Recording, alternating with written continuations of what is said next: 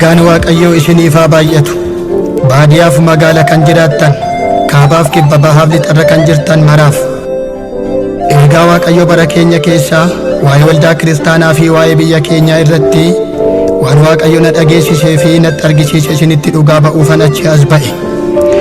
Egaa gara ergaa keenyatti utuu hin darbiin kutaa sagalee Waaqayyoo keessaa ergaa Phaawulos warra Roomaaf barreessee boqonnaa 13 lakkoofsa 11 hanga 14tti kan jiru dubbifannee xiqqoo kadhachuudhaan itti fufna. Sagalee Waaqayyoo akkas jedha: yeroo itti dura amanne caalaas amma guyyaan fayyinaa waan nutti dhiyaateef yeroon kun yeroo itti hirribaa dammaquun isinirra jiru ta'uu isaa beekaa. Halkanichi sokkee guyyichi dhiyaateera. Koottaa hojii dukkana keessa hojjetamu ofirraa fuunee gannees mi'a lolaa isa ifa keessa ittiin hojjetan in hidhanna. Koottaa amala keenya tolfannee akka warra ifa guyyaa keessa deddeebi'anitti jiraanna malee albaadhummaatti yookiis macheetti, halalummaatti yookiin gadhiisatti, nama loluutti yookiis weennuutti hin jiraanne. Gooftaa Yesuus Kiristoos akka uffata sibiilaatti uffadhaa malee hawwa namummaa foonii raawwattanii isas gammachiisuudhaaf garaa hin kenninaa. Ameen. In kadhanna. Bara hundumaa ol jettee kan jiraattu yaa Waaqayyoo, yaarummaan keetiif amanamummaan kee bara baraan hafee kan jiraatu ati Waaqayyo isa qulqulluu mudaa hin qabnedha. Si galateeffannaa, galanni guddaan siif haa ta'u. Ammas anii fi sabi iddoo garaa garaa jirru ergaa keedhaaf dubbii kee dhaga'uudhaaf yaa Waaqayyoo fuula kee dura kan jirru, sagalee kee nutti dubbachuun isa dubbattu yaa Waaqayyo Gooftaa akka nu hubatamu qalbii yaada keenyaa bantee dhugaa sagalee kee keessumsiifneetti jiraachuu akka dandeenyuudhaaf ati ayyaana kee nu baay'isi. Maqaa keef jedhii ameen. Tole, mul'ata nani bara kana keessa akka waldaa kiristaanaattii fi akka biyyaatti argee ittan fufa. Duraan dursii akka waldaa kiristaanaatti mul'anni ani argee Waaqayyo dhalootarraa komiin qabaa naan jedha. Dhaloonni kun uumaa isaa ganee jedha Waaqayyo. Anaaf jiraachuu dhiisee ofiisaaf jiraate, jireenyan irraa barbaadee dhabe. Anaan duubatti dhiisaniitu ofiina dura darbani, qulqullummaa gananiitu xuraa'ummaa akka uffataatti uffatani, dhiiga dhangalaasani, lubbuu ajjeesani, ija jabina isaaniitiin garaa isaaniitti of furuursanii of kabajanii jireenya gadhiisiidhaan mana koo keessa jiraatani. Gaggeessitoonnii fi hojjetoonni mana koo otoo arganii dhaloota kana dhiisani ulee dhugaa isan isaanitti kennadhee lafa kaa'anii ulee yaada isaanii muratanii ka'anii jedha Waaqayyo. Ulfina koo ulfeessuu dhiisanii maqaa isaanii eeggatan, sabni koo warri hangafa jedhamanis calluma jedhanii jedha Waaqayyo. Asirratti kan nuti hubachuu qabnu dargaggoon ol adeemaan beekaa xinnaan qeerroof qarreen kan Waaqayyo haasa'u utuu Waaqayyoof of hin qulqulleessiin mana isaa keessa deddeebi'uu, dirree isaarra jiraachuu, maqaa Waaqayyo akkasumaan tajaajiluu, itti jiraachuu dadhabuu keenya argee Waaqayyo dhaloota komata. Waaqayyo gaggeessitootarraas komii qaba. Gaggeessitoonni, dargaggoonni kan isaan dogoggoran utuu arganii dhugaa itti himanii dhugaa koo qajeelchuurra maqaa isaanii eeggachuudhaaf ulfina isaanii mul'isuuf cal jedhanii ilaalanii jedha. Egaa ani ka'ee nan farada, ol adeemaa dabarsee du'atti nan kenna. Ani nan eekkamaa jedha Waaqayyo. Reeffa ol adeemaatu lafa guuta. Baadiyyaa keessaa, magaalaa keessaa, mana barumsaa keessaa, akkasumas karaa gubbaa irraa du'a ol adeemaatu dhaga'ama. Dhaloonni kun waan na dhaga'uu dideedhaaf, jireenya waan naa jiraachuu dideef, abboommii koo waan cabseef, sagalee koo bira waan darbeedhaaf karaa gurguddaa sadii akka inni miidhamuun dabarsee isa kennaa jedhe Waaqayyo. Isa jalqabaa, dhaloonni kun of harkatti akka du'u, ofiisaas dabarsee ofitti akka kennu dabarseen isa kenna. Isa lammaffaa, nama harkatti akka du'u, namaan akka miidhamu dabarseen isa kennaa jedha. Inni sadaffaan, balaadhaan akka du'uufan dabarsee isa kennaa jedhe Waaqayyo. Gaggeessitoonnii fi hojjetoonni mana koo jedhanii waan ilaalaniif ani isaaniif hin hilu, hin oo'us. Du'a deddeebi'aa fi garuu ariifatee kan gaabbu, garaa isaas kan qajeelfatu, yaada garaa geeddarannaadhaan fuula koo kan barbaadu yoon argadhee nan gaabbaafi fuula koo fuula araaraas nan ibsaafi jedha Waaqayyo. Isa kanatti aansuun kutaa sagalee Waaqayyoo keessaa ragaadhaaf Waaqayyo kan nuuf kaa'ee wangeela Luqaas boqonnaa 15 lakkoofsa 17 hanga 24tti kan jiru ta'a. Sagalichis akkas jedha nan dubbisa. Yommus gurbichi yaada isaa naanneffatee hojjetoonni guyyaa abbaa kootiif hojjetanii buddeenni isaan irraa hafuu nama meeqa? ani garuu asitti beelaanan badduu ba'a. Ka'ee gara abbaa koo dhaqeetan, yaa abbaa koo, Waaqayyoon si yakkeera, si'achis ilma kee jedhamuun anaaf hin ta'u. Hojjetoota kee keessaa akka isa tokko na godhadhu jedhaan. Ka'ees gara abbaa isaa dhaquudhaaf karaa irra bu'e. Amma illees fagoodhaa utuu inni dhufuutti jiru abbaan isaa fuulleetti isa argee garaan isaa mooga'e. Itti fiigees ilma isaatti marmee dhungatee, ilmi isaa garuu, yaa abbaa koo, ani Waaqayyoon si yakkeera, si'achi ilma kee jedhamuun anaaf hin ta'u jedheen. Abbaan isaa garuu ergamtuu isaatiin, dafaatii uffata isa keessaa caalu fidaatiitti uffisaa, amartii warqees quba isaatti kaa'aa, kophees miilla isaatti kaa'aa, tuntunicha isa coomaa sana fidaatii qalaa. In nyaanna hin dhugnas hin gammannas. Ilmi koo kun du'ee dhuma ture, deebi'ee jiraate, badee ture, in argames jedhee hundumti isaanii itti gammadani. Ameen. Kutaa sagalee Waaqayyoo kanaa wajjin Waaqayyo sagalee isaaf mul'ata isaaf ragaa godhee kan inni dhaabe, garaa gaabbu kan qabu, dafee kan na barbaaddate, araaraa fi qalbii diddiirrannaadhaan fuula kootti kan kufeef, fuula koo nan ibsa, araara koo nan argisiisa, garaa gaabbuu nan itti jedha, harka koo bal'isee nan isa simadhaa jedha. Yoo kanan ta'u ta'e garuu kanan dubbadhe dhaloota kanarratti raawwatamuunsaa amanamaadhaa jedhe Waaqayyo. Ammas Waaqayyo saba kootti quba qabeen komadhaa jedha. Inni kun akka amantootaatti. Amantoonni hundumtuu mana Waaqayyoo keessa kan jiraattan isa kana qalbifadhaa. Waaqayyo amantoota irraan komii qabaa jedha. Komiin ani qabu, sabni koo qabeenyan biraa qabu kurnaffaa koo na saame, kan koo kan isaa godhatee harka isaatti hambifatee jedhe Waaqayyo. Ammas itti fufee sassata garaa isaa harkaa ba'uu dadhabee na jaallachuurraa ofii isaa jaallachuutti gammade. Egaa sabni koo ariifatee hin dammaqu yoo ta'e, kurnaffaa koos anaaf hin baasu yoo ta'e, ani immoo biyyittii irratti beela jabaa nan fida. Akkasumas cabbii akka dhagaatti dha'ee nama ajjeesu, rooba dheeraa lolaan isaa haree nama baatu, geerii biqila nyaatuu fi dhangala'uu dhiigaa nan fidaa jedhe Waaqayyo. Waaqayyo mul'ata isaa kana dhugoomsuudhaaf ragaa macaafa qulqulluu, macaafa raajii Milkiyaas boqonnaa 3:7-9 kan jiru kaa'e. Sabi Waaqayyo asirratti kan nuti hubachuu qabnu, Waaqayyo akkas jedhe, sababii ola deemaan naa bitamuu dideedhaaf ola deemaa irratti du'atu baay'ata, biyyattii keessatti sagalee du'a ola deemaatu dhaga'amaa jedhe. Sababii sabni koo kurnaffaa koo na dhowwateedhaaf, qabeenya koo saameedhaaf biyyattii irratti beela jabaatu ta'aa jedha. Sababiin du'aa ola deemaan Waaqayyoof bitamuu dadhabu, sababiin beelaa sabni kurnaffaa kennuu dadhabu akka ta'e Waaqayyo saba koo naa yaadachiisii jedha. Itti dabalee mul'ata ani arguun isinitti hima. Isa kana irratti kan lallabdan, kan raajii dubbattan, kan faarfattan, bifa garaa garaan kan tajaajiltan, akka isin xiyyeeffannoodhaan na dhaggeeffattanan barbaada. Mul'anni ani argu namoota baay'ee milikkita garaa garaa of harkaa qabanin argi. Milikkinni ani namoota kana harkatti argu, isa kaan harkatti macaafa qulqulluun argi. Garii namoota harkatti immoo kiraaraan argi. Warra hafan irratti immoo fiingeen argan ture. Isaan hundumtuu mudhii isaanii ol qullaa isaanii ijaajju turan. Kana irratti maalidha isaan kun jedheen Waaqayyoon nan gaafadhe.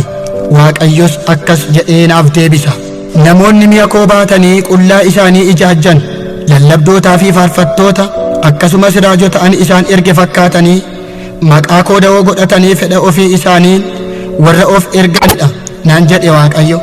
Ammas otuun ilaaluu, otuu adeemanii lafatu isaan jalaa citee gadi isaan fudhata. Hundumti isaanii jiraatti du'u.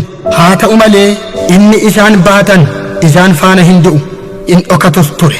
Yeroo isaan jalaa lafti citee garaa lafaatti gadi nam'an, sagalichi, fiingichii fi kiraarichi dirree irratti hambaa ta'ee hafa. Kana irratti Waaqayyo deebisee akkasinaan jedhe, lafichi isaan jalaa citee isaan liqimse yaada garaa isaaniiti. Inni warra nyaataman biraa dirree irratti hambaa ta'ee hafe garuu maqaa kooti. Maqaan koo hin du'u, maqaan koo hin dulloomu, maqaan koo maqaa hin badu, maqaan koo jiraataadha, maqaan koo qulqulluudha, maqaan koo bara keessatti nafu, maqaan koo dhaloota wajjin hin darbu, maqaan koo Ilshaadaayiidha naan jedha ture Waaqayyotu. Ilaa Waaqayyo akkasinaan jedhe, namoota baay'eetu maqaa koo da'oo godhatanii dhalootatti of mul'isani. Maqaa koodhaan nagadu, gabaas na dhaabani. Maqaa kootiin foon nagadu, garaa isaanii keessatti mar'ataatu wal hora. isaan ilmaan mar'ataa turanii jedhe Waaqayyo. Egaa ani ka'ee nan farada, billaa dheekkamsa koo fudhee nan ka'a. Ani Waaqayyodha, ulfina koo namaaf hin kennu. Sabni koo naa dhaggeeffatu, anaa naa sodaatu, firdii kan kennu anaa jedhe Waaqayyotu. Namoonni baay'een maqaa koodhaan kan deddeebi'an, tajaajiltoota bebbeekamoo kan jedhamanii fi kan ofiin jechisiisan. Namoonni baay'een maqaa koodhaan kan deddeebi'an, tajaajiltoota bebbeekamoo kan jedhamanii fi kan ofiin jechisiisan lafarraa haxaa'amanii hin dhumu. Kan na gurguraa turan maqaa kootiinis gabaa guddaa kan dhaabbatan, ani nan isaan gurgura. Gabaa salphinaa keessa nan isaan dhaaba. Ani namoota maqaa kootiin tajaajiltoota ofiin jedhanii maqaa ittiin beekaman moggaafatanii ofiin of mul'isan kana dha'icha garaa garaatiin isaan nan adabaa jedhe Waaqayyo. Namoonni dha'icha garaa garaadhaan dhaaman kunis akkasitti kan itti fufu ta'a. Garii namoota tajaajiltoota warra jedhaman kana maqaa kootiin kan hojjetan garuu maqichatti kan hin jiraan yaada garaa isaaniittan dabarsee isaan kenna. Namoota kalees biyya irrattii fi nama duratti beekamantu dhoqqee keessatti argamu. Dhoqqee keessattan gad isaan darbadha. Maqaa isaanii afaan namaattan dabarsee isaan kenna. Akkuma isaan afaanitti na baachaa turan afaan namaattan isaan laadha. Namatu isaan nagada, namatu waa'ee isaa gabaatu ursee isaan haasa'a, gabaattan isaan kenna jedhe Waaqayyo. Garii isaanii tajaajiltoota kan jedhaman, lafarratti kan beekaman, nama duratti kan of beeksisan, namni hundumtuu kan isaan beeku hattummaadhaan qabamanii mana hidhaatti dabarfamanii kennamu. Warri hafan du'anii lafarraa hin ka'u naan jedhe Waaqayyo. Irran deebi'a, har'a hundumtuu wal makee maqaa tokko qabaatee sagalee tokko baatee maqaa Waaqayyoo dha'ee dirree fagoof dhiyoo deemee ni tajaajila. Hundumtuu mana Waaqayyoo keessatti, bakkeetti, nama gidduutti, kophaatti maqichaan deddeebi'aniiru. Haa ta'uyyuu malee Waaqayyo akkasinaan jedhe, maqicha fudhatanii ba'anii jireenyaan kan qooda biraa hin qabne garuu sobdoota, warra har'a beekaman, namni kan ol kaase, ofii isaaniis kan of moosisan, ani Waaqayyo dabarseen isaan kenna. Gariin isaanii hin salphatu, afaan namaattan isaan naqa. Gariin isaanii hattummaadhaan qabamanii mana hidhaatti dabarfamanii kennamu. Gariin isaanii du'anii lafarraa ka'u. Kana ana Waaqayyotu godha. Maqaa koofan inaafa, ulfina koofan ka'ee dubbadha. Teessoo koo irraa nan ka'a. Yeroo kenneefiin ture haa deebi'an jedhee guyyaa dhi'uudhaaf fiigdu nan barfachiise. Dhaloonni kun garuu of arguu hin dandeenye, of barbaaduudhaafis of hin yaadanne. Egaa ani Waaqayyo Gooftaan ka'ee ijaa nan baafadha jedhinaan jedha ture Waaqayyo. Kana booda akka duriitti ittiin fufu, yoo namni bira darbeyyuu, yoo tajaajiltoonni warri jedhaman wal bira darbaniyyuu, yoo beekaan wallaalaan xinnaa guddaan argee wal bira darbeyyuu, kan bira darbuu hin dandeenye tokkoon kaafadha jedhe Waaqayyo. Yeroo kootu ga'e ulfina koo akkanaa mul'iftuuf lafattan akeekkachiisa kenna jedha ture Waaqayyo. Warra maqaa kootiin adeeman anatti kan hin jiraanne akka kaleessaa fiina jedhanii miila fudhachuu dadhabu. Lafa qafaan banee ilkaan godhatee ciniina. Akka kaleessaa laga ceena jedhanii tarkaanfachuu dadhabu. Lafatu ol ka'ee gaara ta'ee darbaa isaan dhowwa. Akka kaleessaa mul'anna jedhanii ol of kaasu. Lafatu gadi jalaa dhidhimee gad isaan fudhata. Hubadhaa, luboonni, lallabdoonni, faarfattoonni, raajonni, warri mana Waaqayyoo keessaa hojjennu hundumtuu asirratti kan nuti beekuu qabnu, Waaqayyo kanaati achitti akka kaleessaatti ittiin fufuu naan jedhe. Lafa aarsaa kootu nama hundan baatu, dirree kootu hundan simatu jedhe Waaqayyo. Macaafa Hisqeel raajichaa boqonnaa 9 lakkoofsa 4-6 kan jiru. Sagalichis akka jedhanan dubbisa. Waaqayyo yommus namichaan mandara Yerusaalem keessa adeemiitii adda namoota warra sababii wanti ciiggaas isaan as keessatti hojjetameef gaddanii boo'anitti milikkita godhi jedhe. Ammas utuman dhaga'u warra kaaniin immoo isa booddeedhaan mandarittii keessa adeemaatii garaan keessan utuu isaaniif hin oo'in utuu hin hiliiniifis rukutaa. Iddoo koo isa qulqullaa'aatti jalqabaatii jaarsa, dubartii, dargaggeessa, durba, ijoollee xixinnoo ajjeesaa. Haa ta'uyyuu malee warra milikkita ofirraa qaban keessaa nama tokkotti illee hin dhiyaatinaa jedhe. Isaanis jaarsolii mana qulqullummaa dura turanitti in jalqabanii. Inni Waaqayyo jedhe erga raawwatee booddee, ulfinni Waaqayyo erga mul'atee, namoonni baay'een erga salphatanii, namoonni baay'een erga mana hidhaatti nam'anii, namoonni baay'een du'an erga lafarraa ka'anii booddee Waaqayyo akkasan godhanaan jedhe. Dhugaa koodhaaf dabarsanii kan of kennan, dinqiinii fi milikinni gurguddaan maqaa kootiin karaa isaanii kan hojjetamu nan kaasa, nan alachiisas. Bara yartuu booddee Itoophiyaa keessatti badhaadhummaan lafa hin guuta, tajaajiltoonni garuu biyya walanqatuu jedhe Waaqayyo. Haa ta'u malee namoota xinnoo hambifadheetiin lafa hundumaa wal nan ga'a, nan qaqqabas. Maqaa kootu kabajama, ulfina kootu bakkeetti ba'a, dinqii kootu lafa uwwisa. Bokkaa nagaa fi bokkaa badhaadhummaa biyyittii irratti nan roobaa jedhe Waaqayyo. Asirratti hubadhaa, inni Waaqayyo dheekkamu, inni Waaqayyo ijaa baafatu, inni Waaqayyo lolee mo'atu erga lafarratti ta'ee namarratti erga raawwatee booddee warra amma jiru jedhaman malee Waaqayyo naman dhalachiisa jedha. Itoophiyaadhaaf namatu dhalata, nama dhugaa kabachiisutu dhalata, nama ergama isaa fiixaan baasutu dhalata, nama hojii wangeelaaf dabarsee of kennutu dhalata. Waaqayyo sababii warra ka'an kanaa biyya Itoophiyaatti foolii jireenyaan itti godha, uffata jireenyaan itti uwwisa, qilleensa nagaan qilleensa aafi, rooba nagaan roobaafi. Itoophiyaadhaaf maqaa haaraa nan kenna, ormoota keessaaf bakkee jirantu dhufee harka kenna. Baay'eetu wangeelatti kooluu gala, wangeelatu biyya dhaala, alaabaa wangeelatu lafa hundumaadhaa ol ka'ee mul'ata naan jedha Waaqayyo. Warra irraa hafan jireenya isaanii natu ijaara, alaabaa mo'ichaa waldaa kiristaanaa keessa biyya keessa naannessee nan dhaaba, ani kana nan godhaa jedhe Waaqayyo. Isa kana ragaa ba'uudhaaf macaafa Hisqeel raajichaa boqonnaa 36 lakkoofsa 9-10 irra isa jiru Waaqayyo ragaa godhee nuuf dhaaba. Akkas jedha sagalichi, kunoo ani fuula gara keessanitti deebifadhee faara isinitti toleera, isin hin qotamtu, sanyiinis isin irra hin facaafama. Ani namoota guutummaa mana Israa'el isin irratti nan baay'isa, mandaroota keessas namni in jiraata, warri diigamanis deebi'anii in ijaaramuu jedha. Kun sagalee Waaqayyooti. Yeroon ciniinsuu kun erga darbee booddee nama hundumaaf gammachuutu dhalata. Fuula namootaatu ifa, mana nama hundaa keessaa ililleetu dhaga'ama. Rakkinicharra darbanii kan na abdatan na argatu, kan na argatan irraa hafu, kan irraa hafan immoo ayyaantuudhaa jedhe Waaqayyo. Kanatti aansuudhaan mul'anni lammaffaan ani argu akka biyyaatti ture. Bineensa qeerransa fakkaatuun arge. Bineensi qeerransa fakkaatu kun bineensa bara quufe umurii baay'ee lakkaa'e ture. Bineensi qeerransi fakkaatu kun afaan isaa fi harki isaa dhiigaan bulbulamaadha. Bineensi kun waggoota dheeraadhaaf dhiiga dhangalaasaa, lubbuu ajjeesaa, goolii kaasaa achi as dhufe. Ammas dhiiga dhangalaasaa kan jiru isa dhaanaan jedhe Waaqayyotu.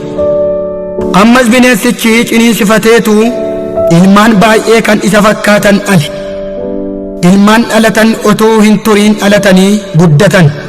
Akkasinaan jedha ture Waaqayyo, bineensichi ati argitu kun bineensa caakkaa miti, nama garaa hamaa, yaada jallaa qabu, baroota dheeraadhaaf dhiiga dhangalaasaa, lubbuu ajjeesaa, goolii kaasaa, dhaloota buqqisaa, achii ari'achaa achi as kan dhufedha naan jedhe Waaqayyo.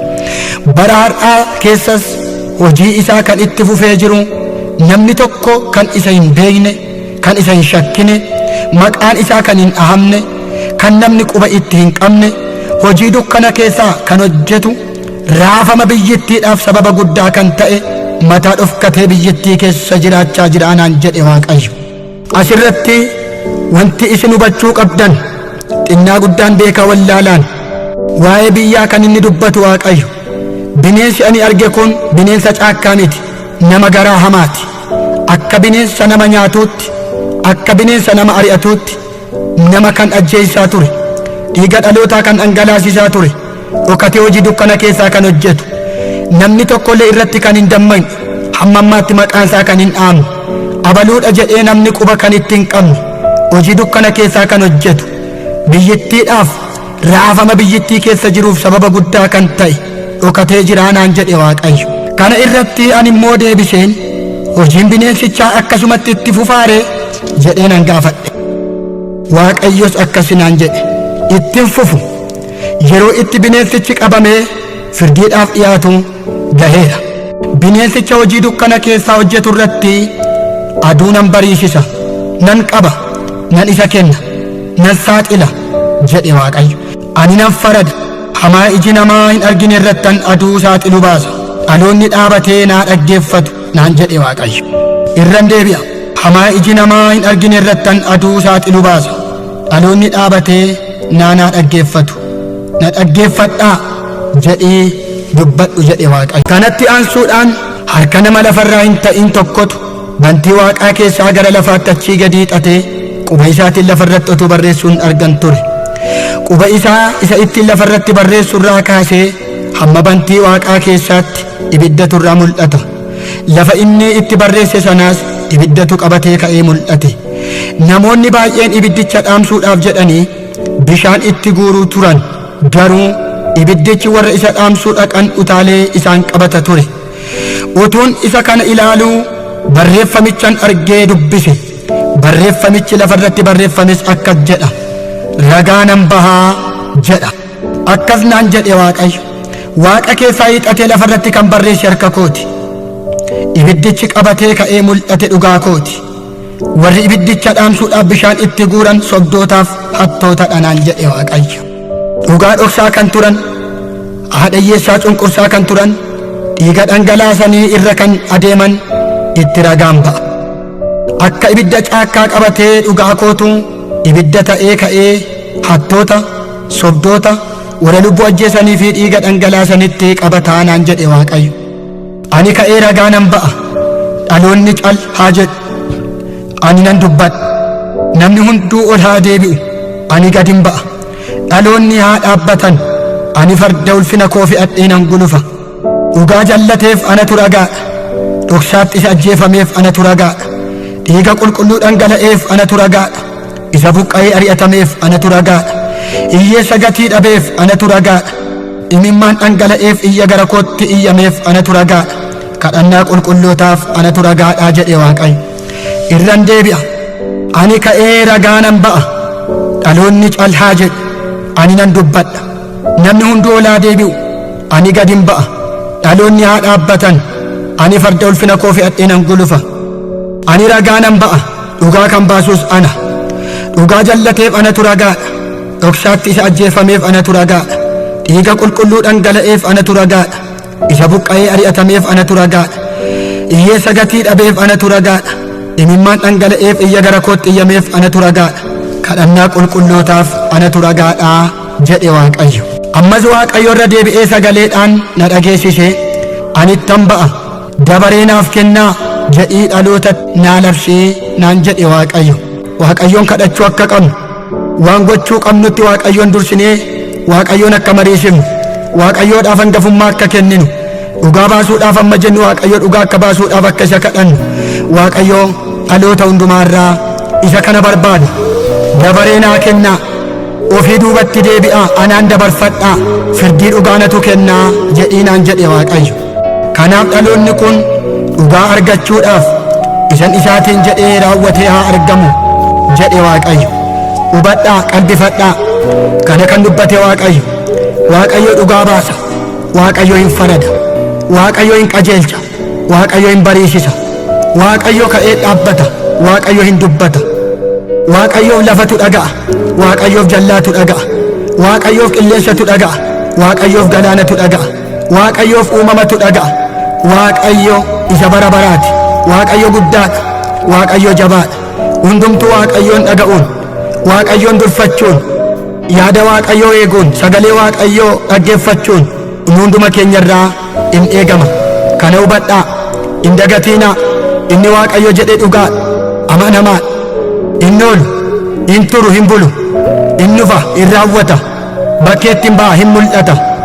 Sagalicharra kan darban hin kennamu dabarfamanii, sagalicha dhaabbatanii kan dabarfatan garuu Waaqayyo isaaniif wabiidha. Ameen.